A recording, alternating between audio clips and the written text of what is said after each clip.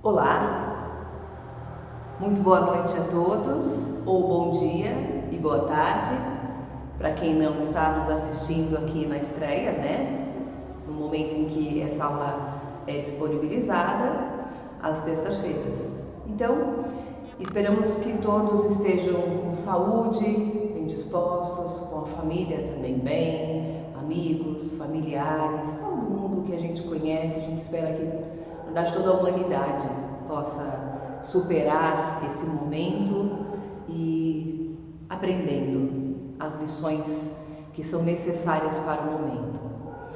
E para a gente começar bem, eu vou pedir um pequeno momento de reflexão e para isso manter os seus olhos cerrados e o seu pensamento mais elevado, pedindo luz, paz, serenidade, compreensão e entendimento para que possamos superar esta fase e nos preparar para o que estiver por vir, fazendo de cada momento o melhor de nossa existência.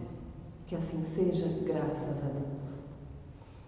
Bom, e eu digo isso, é claro, porque a aula de hoje, ela fala sobre um tema, às vezes, que incomoda algumas pessoas, ou também pode dar alguns questionamentos, mas não é esse o propósito, né? É trazer alguns esclarecimentos.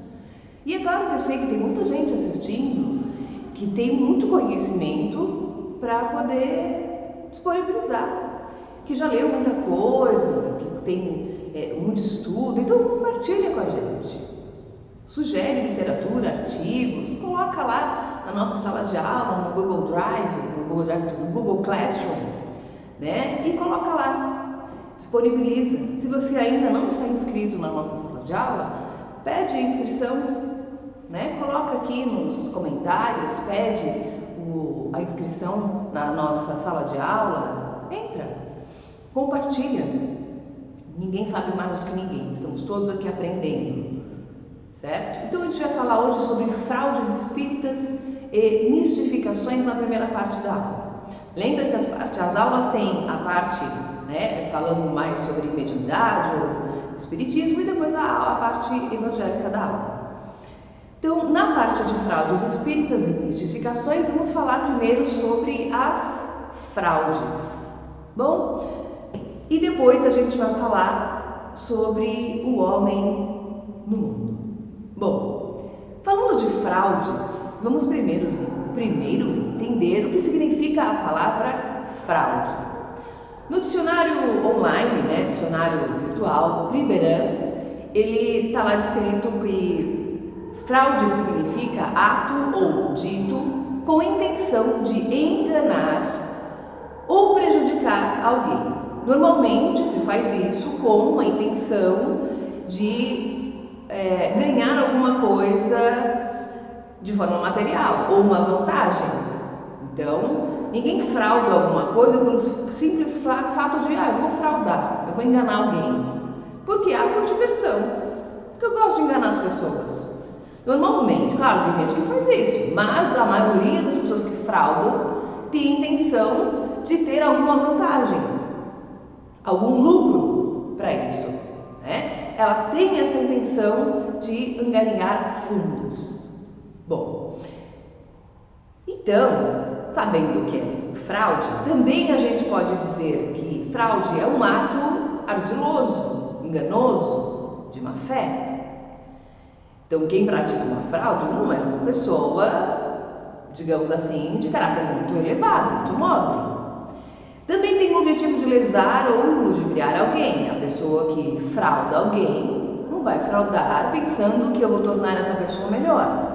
Eu não vou enganar essa pessoa, eu não vou vender um celular dizendo que ele é um exemplo, tá? Que ele é da marca da maçãzinha. E na verdade eu só coloquei um símbolo lá e ele é de uma marca qualquer, o que eu criei. Na verdade eu juntei lá algumas peças e coloquei lá um adesivo da maçã e vendi como se fosse original. Então, Eu quis enganar alguém, vendi pelo preço do original, então eu levei uma vantagem. Então, claro que essa pessoa tem o objetivo de lesar alguém, porque eu quis levar vantagem. E para trazer algum tipo de vantagem. Então, claro, a pessoa lesou alguém e recebeu uma vantagem por isso. Mas é fácil, a gente pode pensar que é fácil enganar as pessoas quando a pessoa não conhece o que está acontecendo, né? Então, fácil enganar quando não se conhece. Então, fácil enganar alguém quando este alguém não conhece o que está acontecendo. Então, um exemplo disso são os mágicos, né? As pessoas que fazem truques de mágica. Quando as pessoas conhecem o truque, claro que isso não é uma coisa simples de fazer. Claro que tem truques muito simples, mas tem truques que exigem muita prática e uma estrutura, né? Coisas que acontecem por fora, que precisam de grandes treinamentos, de grandes técnicas, para que pareça para quem está assistindo que aquilo tudo é extraordinário, que aquilo não é deste mundo. Então, quando a gente não conhece o truque ou o que existe por trás daquilo, parece extraordinário. Então, consegue se ludibriar, consegue se enganar. Claro que aqui, estou dando exemplo, estou dizendo que o mágico está fraudando alguém, certo? Por favor, não me entendam mal.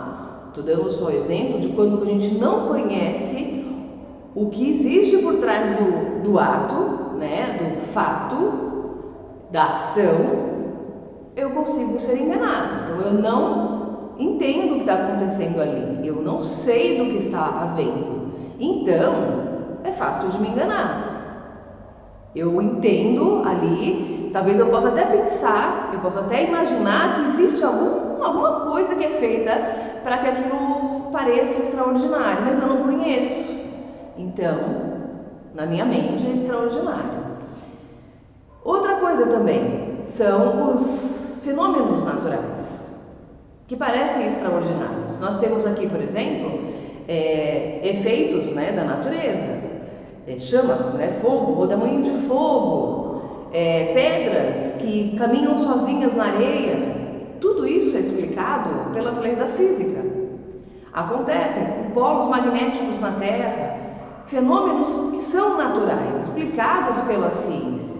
Mas quando eu não conheço a ciência, quando eu não estudo as leis da física, para mim vai parecer extraordinário. Eu vou imaginar que são coisas sobrenaturais, que são seres extraordinários ou fora, inclusive, dessa compreensão, que estão provocando essas coisas. E talvez se alguém me dissesse que existem seres provocando esses fenômenos, eu posso até acreditar. Porque se eu não conheço a verdade, qualquer coisa que me disserem que justifique aquela causa, eu vou aceitar. Ou não, eu vou atrás daquela explicação, que seria o mais correto, ir atrás dos fatos, que é na verdade o que Kardec pede para nós, ir atrás, né, do gerador daqueles fatos. O que está acontecendo? Vou investigar. Um outro exemplo, né, de o que está acontecendo com esse moço aqui? Nossa, parece uma coisa extraordinária.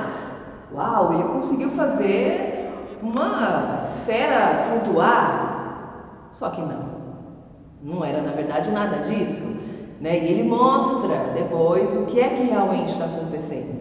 Então aí rapidamente a verdade foi colocada.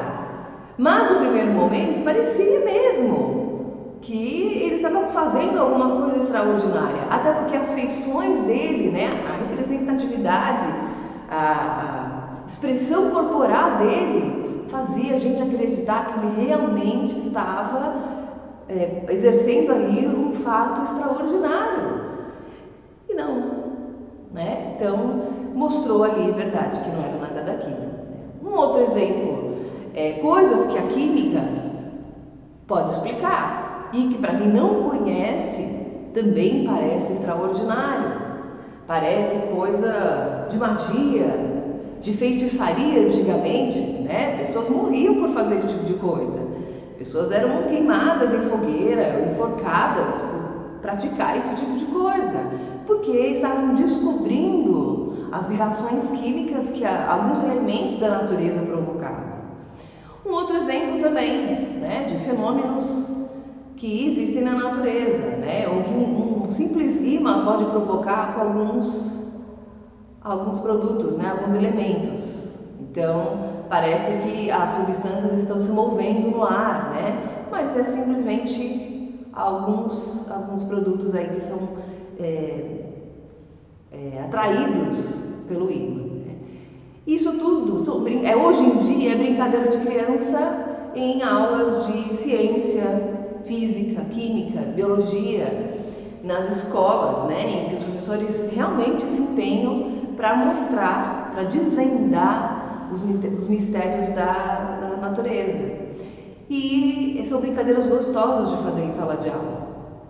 E as crianças que antes, quando mostra a primeira vez, né, na sala de aula você mostra as experiências e mostra isso, elas falam, uau, nossa! E quando começa a desvendar isso, desperta nas crianças a curiosidade para buscar a verdade das coisas. E não faz muito tempo em que um simples trovão, né, um raio, despertava os maiores medos na população. Hoje em dia, tem muita gente que ainda tem medo, né, do barulho do trovão ou do clarão do raio, mas se tem conhecimento das causas do que ele é e não simplesmente da ira de Deus ou de deuses que estão jogando sua ira sobre a terra. Os motivos são outros, né? Mas quando nós estamos falando de fraudes mediúnicas, existem também, infelizmente, existem médiuns que fraudam e fraudavam também reuniões mediúnicas. Essa aqui no caso, né, das mesas flutuantes, Kardec chegou na época também a frequentar várias reuniões quando ele estava investigando sobre essas mesas, e ele chegou a desvendar e frequentar, assistir algumas reuniões em que ele percebeu algumas fraudes, em que ele realmente via que aquela mesa não flutuava pela ação dos espíritos. Existia mesmo um mecanismo, existia um fio, uma corda puxando aquela mesa. Então percebia-se que estava ali com a intenção simplesmente de encantar as pessoas, fazê-las, né, ali, porque naquela época a intenção dessas reuniões era divertir a população mesmo, era como se fosse um grande circo. Mas Kardec viu naquilo algo mais, viu que nas reuniões em que ele não encontrou nenhuma fraude, existia uma inteligência querendo chamar a atenção. Claro que isso já foi motivo de outras aulas, né? E também será de aulas futuras. E nas psicografias, que ainda é hoje, e eu acredito que será também por muito tempo, tema de muitas discussões, de muitas dúvidas. Será que quem mandou aquela mensagem, será que quem assinou essa mensagem é mesmo do espírito que diz que assinou? Será que o autor dessa mensagem é mesmo esse aí? Então existem realmente espíritos, infelizmente, muitos médiuns que dizem trazer a mensagem de fulano, de ciclano, né, e de pessoas famosas. Com que intenção eles fazem isso? Não cabe a nós julgar, né? Se é fraude, se não é. Quem tem que verificar isso primeiro é o dirigente do trabalho, né? O diretor da casa e o próprio médium, porque a responsabilidade disso é dele. Se ele está fraudando essa mensagem, qual é o objetivo? Porque a mediunidade ela é gratuita, dá de graça o que de graça recebestes. Foi dito lá para nós, né? Então, qual é o objetivo de querer trazer isso? É angariar fama? É ter fama? Será que um médium quer ter fama? E aí eu pergunto, né, para quem estiver assistindo, se você é médium hoje, é um psicógrafo ou pretende vir a ser, será que a fama ela é boa? Imagina você não ter privacidade para nada, você fala, mas eu queria ser famosa, para quê? né? Para vender muitos livros. Se o objetivo de vender livros com a mediunidade é auxiliar alguma instituição. Tem que tomar muito cuidado com o que a gente pede, porque se somos espíritas de verdade, tem que tomar cuidado com os efeitos disso. Quais são? Se a gente é espírita mesmo, poxa, tem que lembrar dos efeitos disso tudo, das causas das nossas ações. Então, não pode pensar no momento atual. Quer ter fama? Você quer ficar famoso? Quer trazer mais gente para o centro onde você trabalha? Para quê? Qual é o objetivo? É auxiliar essas pessoas? Auxilia o teu irmão que está aí do teu lado. É o mais importante, é a pessoa que mais necessita. Esse é o propósito maior. A gente vai chegar lá, né? Então, a gente percebe que é muito fácil, então, ludibriar, enganar ou fraudar aquilo ou as pessoas que não têm o conhecimento do que está acontecendo, porque elas vão acreditar naquilo que é oferecido para elas, né? Ou no que é oferecido para nós, que nós não conhecemos. Então, lá no livro dos médiuns, primeira parte, capítulo 3, itens de 29 a 34, a gente conclui, lendo esses itens, que o melhor método para uma compreensão dos fenômenos ou uma identificação de fraude é o conhecimento da doutrina espírita. E quando se diz conhecimento, não quer dizer sair lendo tudo que é livro, porque a gente pode ler um monte de livro. Inclusive, Kardec, claro, né, gente, lá em 1857, ele dá uma guia no item 35. Então, para quem quer começar, vamos começar então a estudar, né? Antes de começar a criticar eu não gosto disso, eu entendo tudo. Qual é o guia inicial para a gente começar a entender o Espiritismo? Começa com o livro que é o Espiritismo. Ele dá uma base sobre os principais temas que envolvem o Espiritismo. Depois lê o livro dos Espíritos, depois o livro dos Médiuns, e aí ele recomenda a Revista Espírita. Eu, particularmente, acho muito rica a Revista Espírita. E, claro que ele fala isso porque na época o livro dos Médiuns estava ainda sendo concluído e ainda não tinha os outros, né? Obras póstumas, Céu e Inferno, estava sendo escrito. Então a gente conclui que, nessa ordem, depois se lê o resto da codificação, a série André Luiz e aprofunda-se nos temas. Mas você pode ler todos os livros. Ler, sem estudar, não tem valor nenhum. Por quê? Porque a gente pode ler um livro. Eu li, ótimo, legal. Mas se eu não estudar aquele livro, o que significa? Qual é a diferença entre ler e estudar? Eu li. Vou dar um exemplo, tá? Se a gente pegar o livro dos Médiuns, na edição mais recente, você vai pegar o livro dos Médiuns hoje, tá? O livro dos Médiuns, você vai ler. Se você ler ele, capítulo por capítulo, o livro dos Médiuns traz referência à Revista Espírita, ao Livro dos Espíritos, ao Evangelho segundo o Espiritismo. Ele vai te dando referências sobre perguntas que já foram feitas, referência a outras literaturas, a outros casos. Claro que nas edições mais recentes, essas referências são feitas a outras obras da codificação. Então, estudar significa voltar a essas referências e fazer esses links e talvez ir mais longe ainda dessas referências que são feitas e buscar as outras literaturas que possam te fazer você enriquecer sobre o tema e ampliar o conhecimento sobre aquilo. O que pode, muitas vezes, sim, fazer você questionar ou criticar aquilo de uma forma muito positiva, eu diria. Por quê? Lembra, somos todos seres humanos, não é? E o nosso entendimento, ele evolui.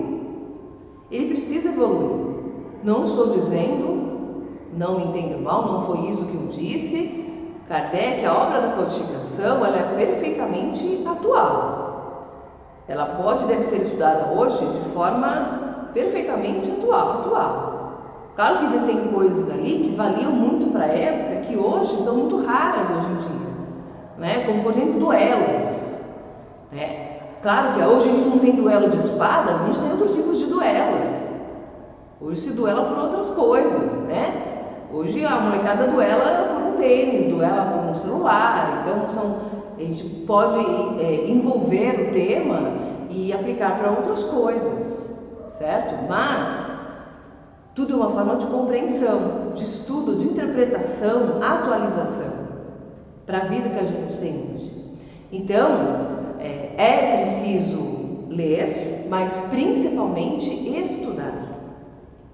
Lá na Revista Espírita, em abril de 1859, diz lá um trecho, tá? Então, por isso que eu gostaria que quem tivesse tempo fosse lá. Tem até lá no Google Sala de Aula, tem lá o tema todo, tá? Tem o artigo todo. O que é necessário fazer em semelhantes casos, nos casos de fraude, é observar atentamente as circunstâncias e, sobretudo, levar em consideração o caráter e a condição das pessoas, bem como o objetivo e o interesse que poderiam ter em enganar. Então, vai ter fraude? Vai. Tem ainda hoje? Tem muito. O que a gente precisa é levar em consideração, como diz aí, né? Ainda hoje, vale, 1859, já faz tempo já, né? E a gente precisa, isso é bem atual, bem pro presente momento. Qual é o caráter daquela pessoa? A gente pode dizer que todo médium ou todo centro espírita criado no planeta hoje tem caráter elevado? A condição das pessoas que criaram ou que frequentam ou que trabalham naquele centro tem um objetivo isento de interesse? Como é que a gente vai saber? A única coisa que a gente sabe é das nossas intenções. Então, lá no Livro dos Médiuns, no item 314, ele deixa bem claro, bem no final do item, a melhor de todas as garantias é o desinteresse absoluto. Qual é? Chegou na casa espírita, vai trabalhar. É um médium, vamos trabalhar? Vamos. Mas o que você quer aqui? Eu quero servir. Servir a quem? O que você quer fazer aqui? Vamos perguntar isso, né? O que eu vim fazer na casa espírita? E vamos lembrar, qual é o objetivo dos espíritos nas comunicações? Por que eles se comunicam com a gente? Primeiro, eles vêm nos ensinar. Sim. O que ele vem nos ensinar? O que é útil no mundo espiritual. Ok. Bom, se eles vêm nos ensinar o que é útil no mundo espiritual, aceito. O que mais que eles vêm fazer? Orientar. Em quê? No caminho do bem. Porque eles vendo já como é a vida no mundo espiritual e olhando a nossa vida aqui, mundo físico, ele pensa, seria essa pessoa andar nesse caminho, chegando aqui, essa pessoa não vai se dar muito bem, vai encontrar muita dor e muito sofrimento. Deixa eu orientar aquela criatura lá para ver se quando chegar aqui sofre um pouco menos. Então, vai tentar dar um empurrãozinho para a gente ir para o caminho do bem. Ok? Que mais? Nos auxiliar. Nos auxiliar no quê? Então, eles não vão tirar a gente dos desafios. Lembra do livre-arbítrio? É a nossa escolha? Ok, escolheu fazer, vai lá. Mas sempre dá um empurrãozinho para tirar a gente do sufoco, né? Auxiliar a gente a resolver os problemas em que a gente mesmo se meteu. Então, esses são os objetivos da comunicação, né? E o que mais? Como é que eles fazem isso? Através dos ensinamentos de Jesus. Qual é o maior deles? Né? É a lei de amor. Ama, meu filho, perdoa. Tá difícil, tá doendo? Então, usa dos meios. Não se faz tudo de besta, né? Não vai se passar por bobo. Mas ama, perdoa, ensina. A pessoa não quer esse ensinamento? Então segue seu caminho, vai em frente, faz a sua parte. Ama, segue em frente. Né? Não desiste, não desanima. Então eles sempre nos oferecem bons conselhos, né? Boas vibrações, bons pensamentos. Esse é o objetivo da comunicação. É por isso que os espíritos vêm e com essa intenção que as comunicações acontecem. Bom, se eles vêm se comunicar conosco para passar essas mensagens, qual é o canal? Será que eles mandam torpedo, SMS, e-mail, sinal de fumaça? Será que eles usam carro de som? Qual é o canal que esses espíritos usam para se comunicar com a humanidade? Todo mundo aí sabe a resposta. Qual é? Peraí que eu não estou ouvindo. Mais alto? Isso. Os médiuns. E apesar de muita gente achar, né, que médium tem um quê de bruxaria, né, ou um quê de extraordinariedade, se essa palavra existe, não sei, um quê de extraordinário, algo, por exemplo, raro. Não é, né? A gente já sabe, todo mundo é médium, mas é que a ostensividade da mediunidade, ela é mais rara. Isso aqueles médiuns que realmente veem, ouvem ou sentem a presença dos espíritos de uma forma muito presente, essas são bem raras. Porque é muito complicado lidar com a presença da espiritualidade o tempo todo. Já basta, é difícil lidar com o ser humano encarnado, imagina lidar também com o outro lado, né? Com mais tantos bilhões de espíritos, fica bem complicado. Então, e essa comunicação mediúnica, ela depende de alguns fatores. Então, ela depende de quê? Da evolução de cada espírito, do encarnado e do espírito desencarnado.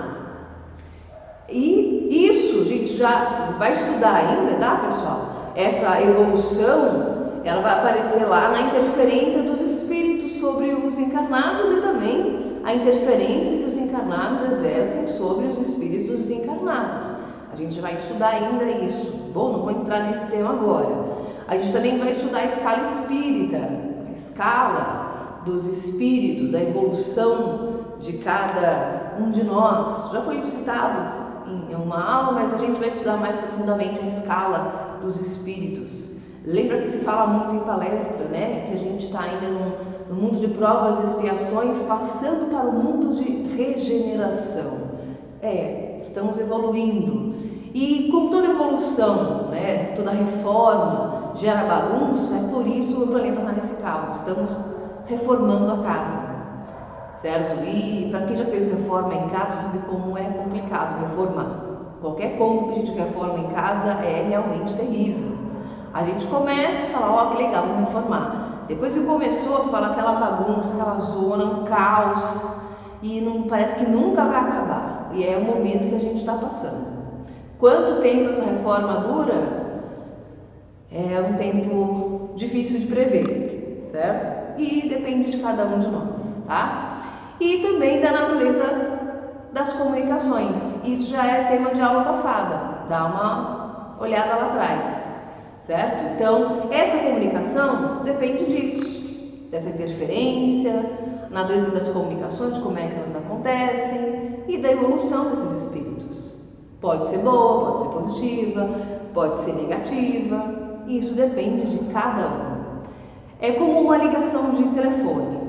Se duas pessoas falam e elas têm pouca cultura, um linguajar muito pesado, ou se elas estão com muita raiva uma da outra, que tipo de comunicação elas vão ter?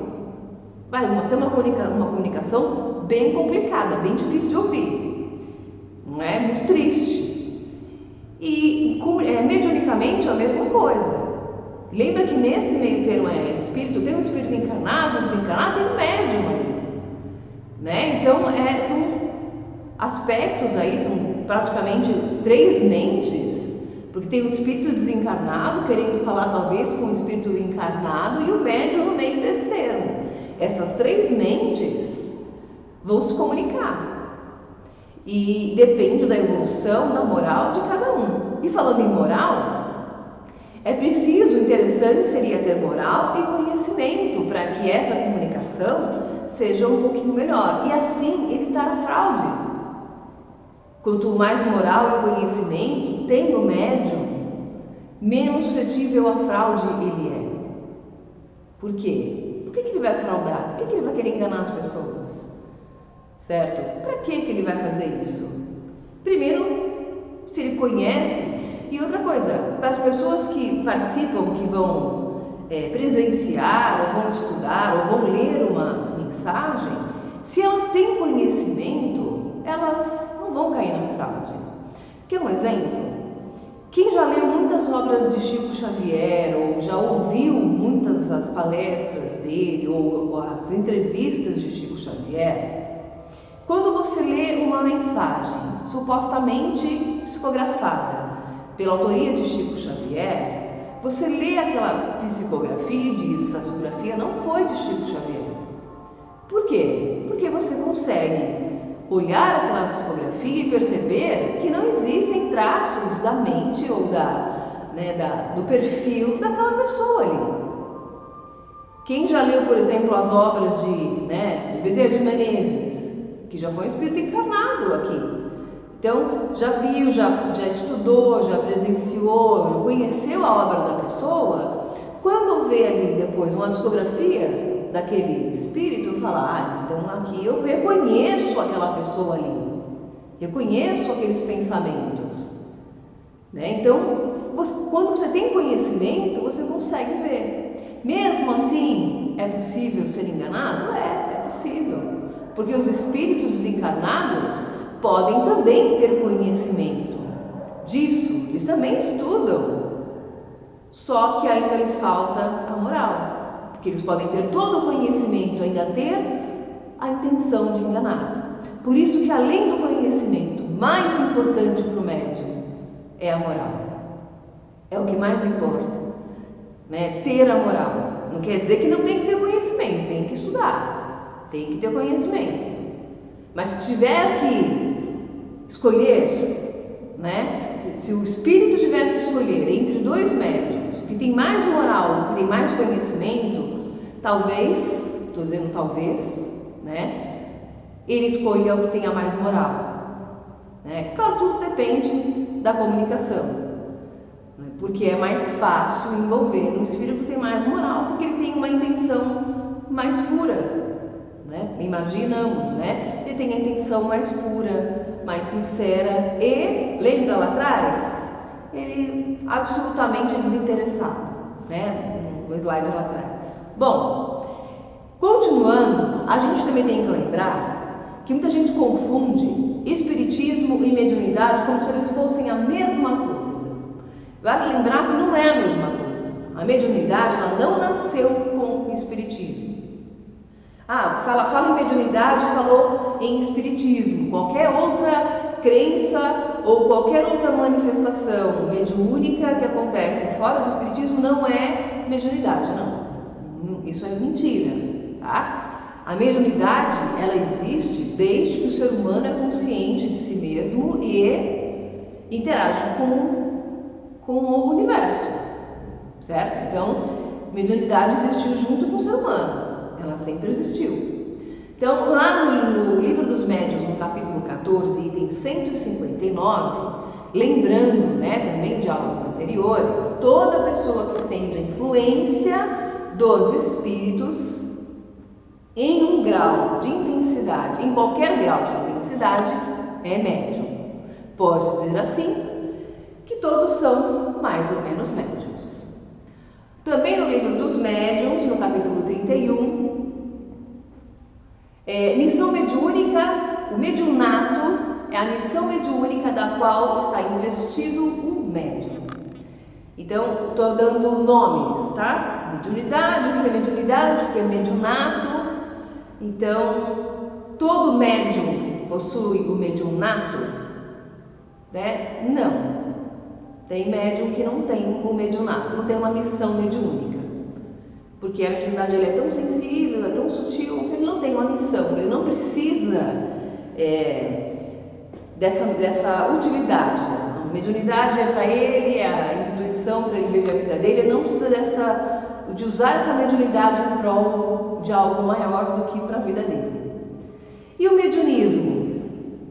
Temos literaturas que falam que o mediunismo surgiu de Emmanuel, mas eu encontrei literaturas anteriores, tá?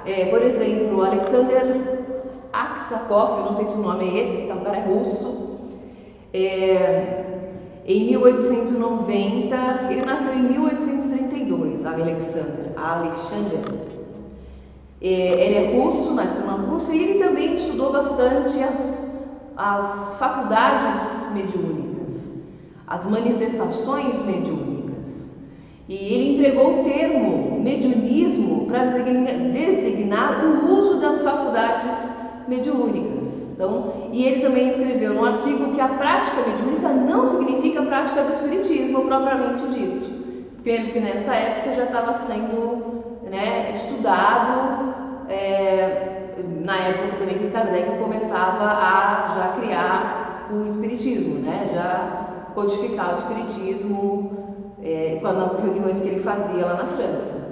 Então, e ele entendeu que mediunidade não é propriedade do espiritismo, e ele tem razão, certo? Mediunidade não é propriedade do espiritismo, tanto que a gente vê a mediunidade sendo praticada em diversas crenças religiosas e até mesmo fora de crenças religiosas. Não precisa estar ligado exatamente a uma religião, né? Tem pessoas que não têm crença nenhuma, nem acreditam em Deus e ainda assim são médicos, certo? Então, no livro O Espírito e o Tempo, lá no capítulo 1, Espírito e o Tempo de Herculano Pires, tá? Capítulo 1, Horizonte Tribal e Mediunismo Primitivo. Tem uns trechos que eu trouxe para a gente entender um pouquinho do mediunismo, claro que é só para instigar, tá, pessoal? A curiosidade de vocês de ler o livro. Tem lá, mediunismo são as práticas empíricas da mediunidade. Dessa maneira, temos as formas sucessivas do mediunismo primitivo, do mediunismo oracular e do mediunismo bíblico, só atingindo a mediunidade positiva no horizonte espiritual que surge com o espiritismo. Somente com o espiritismo a mediunidade se define como uma condição natural da espécie humana.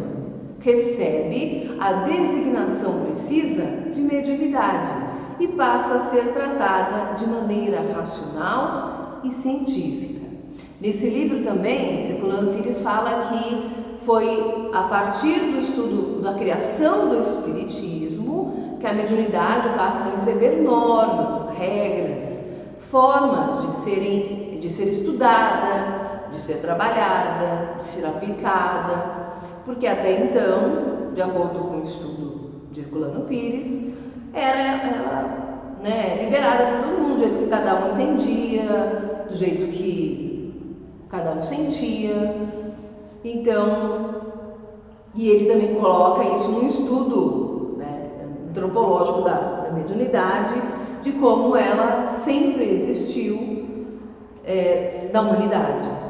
Então, ele coloca no livro de como o Espiritismo trouxe um regramento, um estudo, e coloca a mediunidade como uma forma mais séria, e como é importante ter esse estudo, essa regra, porque quando é mais séria, ela é regrada, ela é estudada, ela é tratada de uma forma séria, ela torna o médium algo mais responsável e assim mais confiável para a espiritualidade utilizar de forma mais segura também, porque o médium mais responsável, teoricamente, é um médium também mais seguro, mais estudado, mais reformado, tudo na teoria, pessoal? Porque porque o que vai dentro de nós, infelizmente, é de nossa responsabilidade e só Deus tem consciência disso.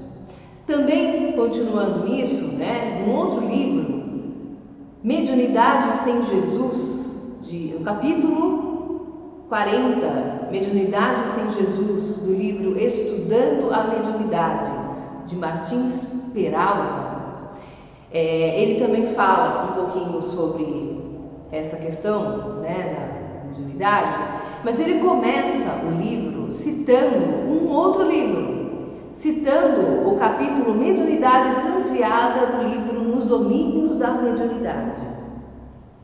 Para quem não lembra, ou para quem ainda não leu, vale a pena ler, tá? Eu não vou dar spoiler do livro para quem não leu, mas só resumindo um pouquinho o capítulo.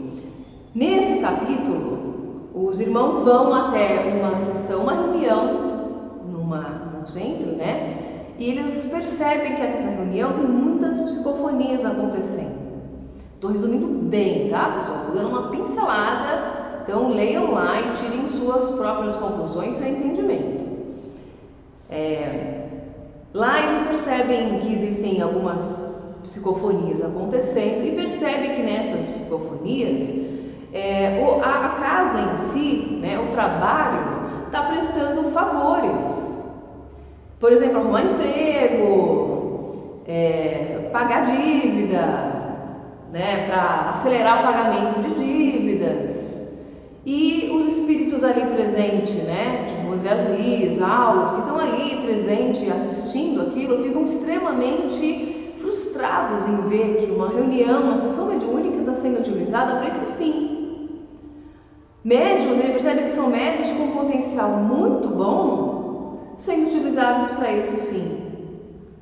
E ele fala, uma pena, Então, vale a pena ler o livro, não conto mais, tá? Então, lá nesse livro, ele fala do capítulo deste livro, tá? E coloca lá, a mediunidade exercida em nome e sob a responsabilidade do espiritismo cristão será sempre um instrumento de educação para seu possuidor, uma vez que, por ela, os aflitos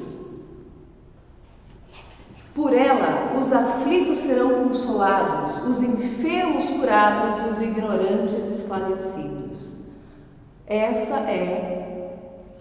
Esse é o objetivo da mediunidade. É para isso que a mediunidade existe.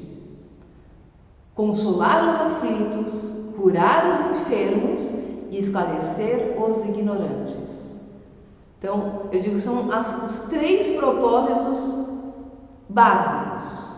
Se a mediunidade está vindo para outra coisa, ela está errada. Tem alguma coisa errada com a mediunidade. Então pense, se o que eu escrevo, se o que eu digo, enquanto estou exercendo a mediunidade, não está fazendo nada disso, tem alguma coisa errada com a minha mediunidade, certo? Continuando ainda nesse mesmo livro, no mesmo capítulo, no capítulo 40, podemos e devemos distinguir a mediunidade da seguinte forma: aquela que se exerce em função de objetivos superiores, ou seja, a mediunidade com Jesus, ou aquela que se exerce em função de interesses inferiores, a mediunidade sem Jesus. E a escolha de quem? É nossa. É de cada um de nós. E de quem é também a responsabilidade por essa escolha? É também nossa. Não adianta culpar, mas o dirigente não me orientou, fulano não me avisou. Está na nossa consciência. Tá. Porque lá no fundo nós sabemos qual é a intenção. Nós sabemos qual é a nossa intenção. O que move a nossa atitude? É a vaidade? É o orgulho? Será que é uma fofoquinha que alguém disse que me fez agir daquela forma? Qual é o propósito? Qual é a minha intenção? O que é que eu estou fazendo? Por que é que eu estou aqui? Qual é o meu objetivo maior? Se é exercer o papel, e se o que eu estou fazendo aqui serve, né, a esses três propósitos: consolar os aflitos, curar os enfermos, esclarecer os ignorantes. Pelo menos eu estou tentando fazer isso, então estou pelo menos me esforçando para exercer a mediunidade com Jesus. Ok? Falando agora um pouquinho de mistificação, né? O que significa mistificar? Vamos falar de mistificação. Mistificação parece com fraude, né? Mas a fraude, né, é um pouquinho diferente. A fraude, a pessoa, ela tenta levar vantagem, né? Aquela pessoa que ela engana a pessoa, ela vende uma coisa falando que é outra. A mistificação parece? Sim, ela parece, mas é uma ilusão, né? A mistificação, ela é uma ilusão. E lá no capítulo 27 do Livro dos Médiuns, fala das mistificações, item 303. Ele diz assim: se enganar-se é desagradável, pior ainda é ser mistificado. Por que isso, pessoal?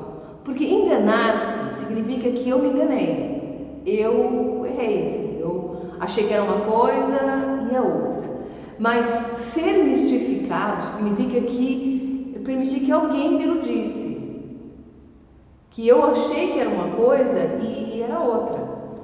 Não significa que eu entendi errado, certo? Não sei se eu fui clara, né? Eu entendi errado, eu li uma coisa e interpretei outra. Não, diferente. Mistificar significa que alguém realmente teve a intenção de mostrar para mim uma coisa e fazer com que eu enxergasse outra. Ela fez isso de propósito, certo? Então, aliás, esse é um inconveniente no que mais facilmente podemos nos preservar. Vamos entender melhor um pouco. As mistificações são um dos escolhos mais desagradáveis da prática espírita. Haverá um meio de evitá-las? Ele diz sim, é claro. Há para isso um meio muito simples, que é o de não pedir ao Espiritismo nada mais do que ele pode e deve dar-vos. Seu objetivo é o aperfeiçoamento moral da humanidade. Continuando. Se jamais lhe pedissem futilidades ou o que seja além de suas atribuições, ninguém daria acesso aos espíritos mistificadores, do que se conclui que só é mistificado aquele que o merece. Então, se eu vou pedir para um espírito, será que eu consigo achar um pote de ouro no fim do arco-íris?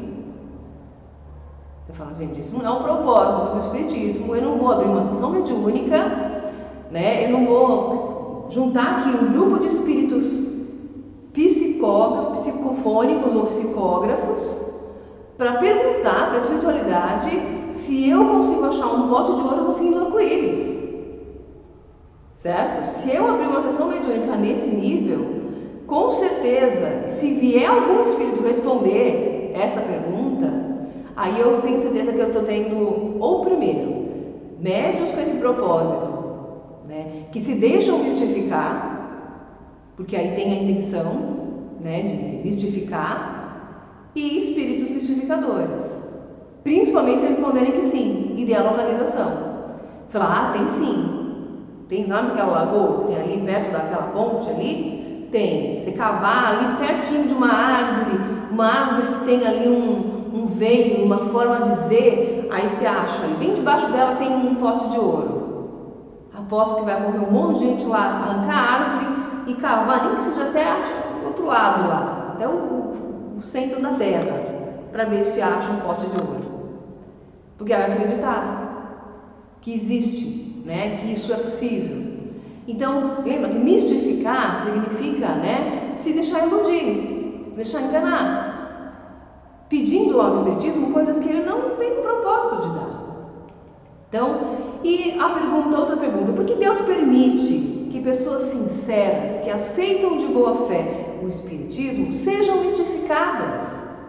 Isso não poderia acarretar o inconveniente de lhes abalar a crença, fizeram essa pergunta, Kardec fez essa pergunta, porque tem pessoas que são também mistificadas e que não tinham intenção, né? Não tiveram assim o propósito de perguntar nada que fosse nesse sentido, né? Eu não quis perguntar sobre pote de ouro e ainda assim o espírito veio me enganar. E aí os espíritos respondem: se isso lhes abalasse a crença, seria por não terem a fé bastante sólida. As pessoas que abandonassem o espiritismo por um simples desapontamento provariam não o haver compreendido, não se terem apegado ao seu aspecto sério. Lembra, né? A gente tem que lembrar que apesar de a comunicação ser feita, né, pela espiritualidade, a espiritualidade muitas vezes que se comunica não são espíritos de elevada hierarquia, somos nós nos comunicando. Se eu desencarnar neste momento e me comunicar, não significa que eu passo automaticamente um espírito evoluído. Eu continuo sendo eu, espírito ainda ignorante, me comunicando. Então por que de repente um espírito desencarnado vai ter que saber tudo sobre tudo e tudo que ele disser vai ser verdade ou vai ter que ser autoelevado e de alta compreensão? Não, né? Ele também pode se enganar, ele também pode ter compreendido errado e o que ele pode passar, apesar de ser a verdade dele naquele momento, pode ter se enganado, né? E Deus permite as mistificações para provar a perseverança dos verdadeiros adeptos e punir os que fazem do espiritismo um simples meio de divertimento. Jamais se deixar ofuscar pelos nomes usados pelos espíritos para darem validade às suas palavras. Desconfiar das teorias e sistemas científicos ousados. Enfim, desconfiar de tudo que se afasta do objetivo moral das manifestações. Aí, pessoal, a gente vê que o misticismo está muito ligado com o fanatismo, né? A questão, por exemplo, o mais comum do misticismo dentro do espiritismo é a questão de dar nomes famosos para as psicografias. Eu preciso assinar a minha psicografia com um nome extremamente famoso e colocar no crivo da razão. Imaginemos que um espírito famoso, né, um espírito muito que passou pela Terra e fez muita coisa boa. Vou dar um exemplo, tá? Exemplo, a título de exemplo. Vamos imaginar que eu recebo uma psicografia e venha para mim uma pessoa que fica aqui e fica falando: nossa, Madre Teresa de Calcutá.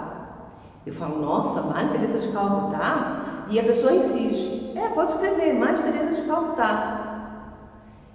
Eu posso até de repente colocar lá embaixo, Madre Teresa de Calcutá. Quando eu terminei, ok, eu vou ler a mensagem. Eu vou ler para mim por enquanto, porque eu preciso saber o que foi dito ali antes de ler para as pessoas, né? Eu não vou ler a mensagem logo de cara no público sem saber o que está dito ali. Então eu vou dar uma lida particular para saber do teor da mensagem. Quando a gente vai ler a mensagem, você percebe muitas vezes que o conteúdo da mensagem é muitas vezes ali para um grupo, para uma, né? É uma mensagem muito tímida, né? É bonita, mas é uma mensagem normal, digamos assim, certo? Não diferente do que qualquer outro espírito teria assinado. Claro que não menosprezando, né, nenhum outro espírito, mas no crivo da razão passaria assim: poxa, um espírito do gabarito, né, de uma irmã que passou por aqui, a gente sabe, conhece a história, sabe do que ela já fez, do espírito que já fez, da bondade que já teve, das ações que já fez, do que já foi, de tudo que já foi colocado. Será que viria, né, aqui e falaria assim para um público assim de 30 pessoas? Será que um espírito desse não traria uma mensagem para a humanidade de uma forma em geral? Não traria, né, uma mensagem mais para consolar a humanidade, para trazer esperança para o mundo, ao invés de dizer para aqui, para nós, que o trabalho está sendo bem feito, que é tão bom estar aqui, parece ilógico, irracional. E isso é uma coisa que o próprio médium precisa ter. Porque se ele não tiver isso, ele será mistificado. Ele passa a ser um médium que mistifica, e isso é complicado. E aí o que falta para o médium? Falta estudo, falta o discernimento, e falta esse senso, que às vezes é puxão de orelha do dirigente, vai dando um pouquinho de jogo de cintura, Não dá para melindrar, tem que ter um bom senso, certo? E na questão 401, a mistificação sofrida por um médium significa a ausência de amparo dos mentores do plano espiritual. Então quer dizer que o médium que sofreu essa mistificação, os mentores caíram todos fora, Nossa, está passando esse tipo de mensagem? Eu estou fora, agora que eu não fico mais aqui perto desse médium. A mistificação experimentada por um médium traz sempre uma finalidade útil, que é a de afastá-lo do amor próprio. Acabou de achar, agora estou trazendo mensagem de Madre Teresa. Pronto, agora já passei, Já estou no outro nível, estou no outro patamar. Estou bem protegida. Gente, desculpa, agora já estou no outro nível. Vou sentar na outra mesa até, porque senão atrapalha a vibração. Tomar cuidado, Então, afastá-lo da preguiça no estudo, de suas necessidades próprias, da vaidade pessoal ou dos excessos de confiança em si mesmo. Então, lembrar que nós somos seres humanos, principalmente quem está aqui no planeta Terra, nesse momento, pandemia, 2021, certo? Quem está no Brasil, terceira onda de pandemia, está complicado, certo? Então, a gente às vezes vem para o trabalho, passa por problemas pessoais, é difícil às vezes se concentrar. O médium não pode ter excesso de confiança. Às vezes ele leva um pouco mais de tempo de se concentrar, beber um pouquinho mais de água, chegar um pouquinho antes, respirar fundo. Às vezes precisa de uma leitura para se concentrar. Então precisa ter humildade, principalmente. Bom, pessoal? E os fatos de mistificação não ocorrem à revelia de seus mentores mais elevados, não, eles concordam com isso. Que somente assim o conduzem à vigilância precisa e às realizações da humildade e da prudência no seu mundo subjetivo. Então, muitas vezes, os mentores permitem a mistificação para ver se o médium acorda e dá um passinho para trás. Dê um passinho para trás e diz: opa, peraí, agora ele entendeu.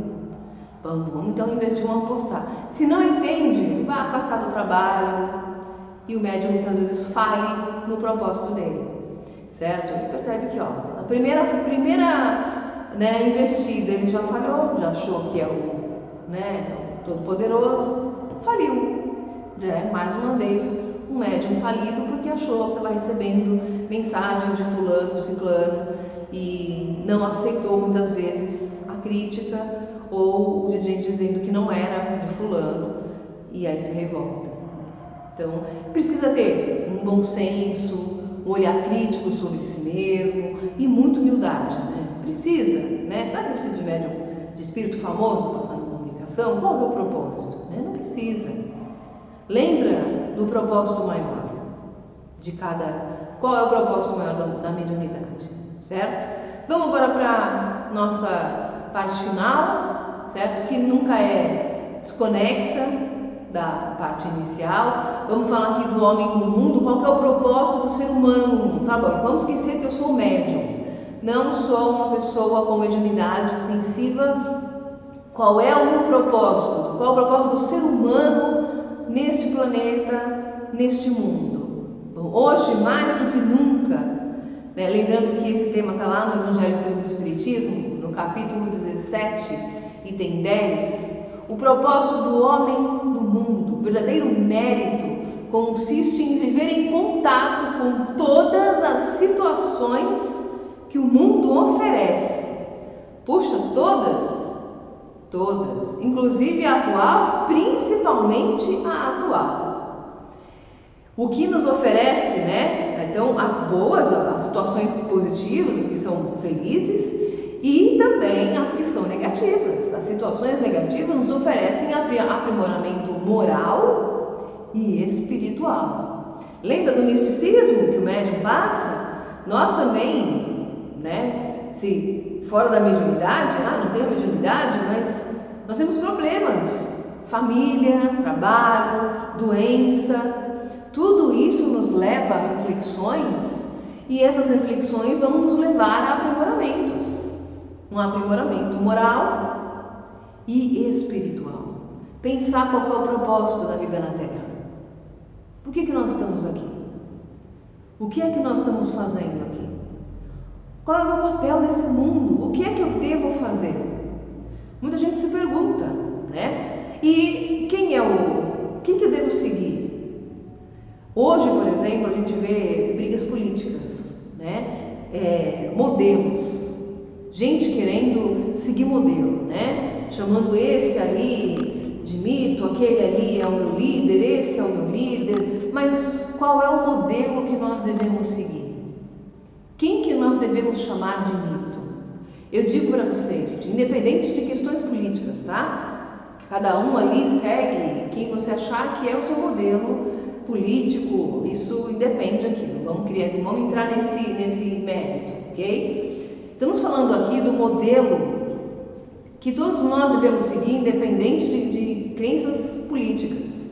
O modelo que todos nós devemos seguir é Jesus. Qual foi bom? O que foi que ele entregou? O que foi que ele ensinou? Ele não discriminou ninguém. Se você ler lá o Novo Testamento, certo? O Novo Testamento é um livro de história, independente de crença, tá? Pega o Novo Testamento e lê ele como um livro de história. Então, Jesus passou por aqui e ele andou ao lado de leproso, andou ao lado de doutores da lei, ele andou ao lado de todo mundo. E ao lado dessas pessoas, ele ensinou, ele pregou, ele alimentou, ele compartilhou. Então, ele não fez distinção de nada e nem de ninguém. E ele pregou. Com quem ele compartilhou, com quem ele andou, ele ensinou. E ele mostrou para nós que a prática da caridade não tem limites. Não tem. Não tem limite de idade, não tem limite nem de distância. Ele caminhava por tudo aquilo a pé, no lombo às vezes de alguns animais, mas ele ia para onde a vontade chamava, ou até mesmo para onde o povo chamava. E ele ia como um modelo. Então, se eu não sei em quem me inspirar, agora já temos um modelo. Mas o mundo hoje está bem caótico.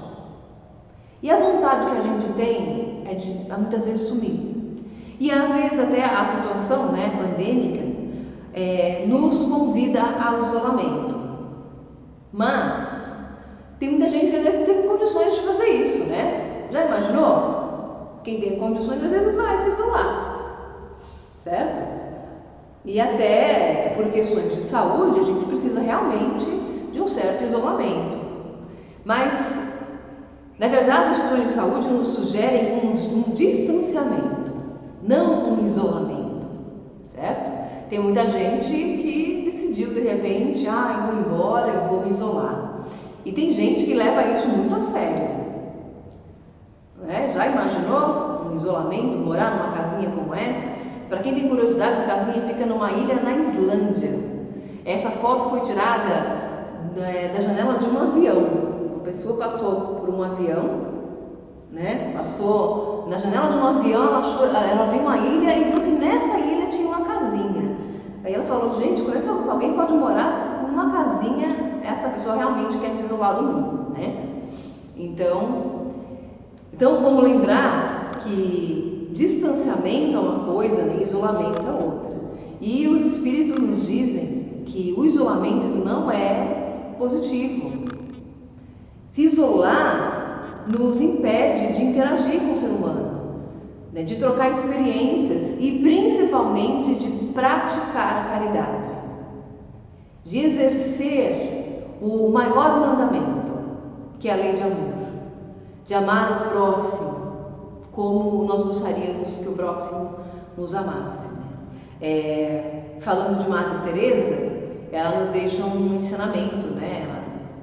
Ela lembrava bastante que as mãos que ajudam são mais sagradas do que os lábios que rezam. Então, isso porque no próprio Evangelho ele fala dos monges, né? Que muitas vezes se recolhem em orações, em preces pela humanidade, mas se recolher para rezar sem agir, sem realmente colocar a mão, e hoje, principalmente nesse momento, né, e às vezes vou fazer prece, se é o momento, se é o que eu posso fazer hoje, é ótimo, porque se não é em vão. Mas se de repente eu posso recolher, fazer uma limpeza no meu armário, recolher blusas que eu não estou usando e doar para quem está com frio, essas mãos são muito mais sagradas. Os lábios que rezam são sagrados, mas as mãos que ajudam, essas são mais ainda. Então, hoje em dia, o mundo pede essa atitude, né? Essa caridade, esse movimento, essa ação, essa empatia. Olhar para o próximo, mas ele está abusando da minha boa vontade. Lembra que o que a mão direita faz, a esquerda não sai. Não importa o que o outro faz, com a boa atitude que eu tenha para fazer, certo? Se eu fiz de boa ação, o que o outro fez, claro que tudo tem um limite, né, pessoal? Tem uma hora que você percebe que a relação está sendo abusiva, a gente tem que dar um freio, porque tem gente que adora receber, tem um momento para doar, certo? Então, e tudo tem que ter um bom senso, cada caso é um caso. Tem pessoas, por exemplo, que adoram receber, né? Adoram ligar para as pessoas e contar da vida delas, querem saber de tudo, não dá um passo sem conversar, por exemplo, com alguém para saber o que faz. Mas eu não sei se eu faço, se eu não consigo. O filho anda com as próprias pernas, começa a caminhar e vê onde vai dar. Então, claro que tem as relações abusivas, certo? Então, mas precisa agir, tem que tomar atitude. E a gente não pode esquecer, então, do exemplo maior, né? O propósito do ser humano na Terra é a lei do amor. Hoje, mais do que nunca, no momento em que a gente vive, a lei do amor é a lei maior. Fiquem todos com Deus.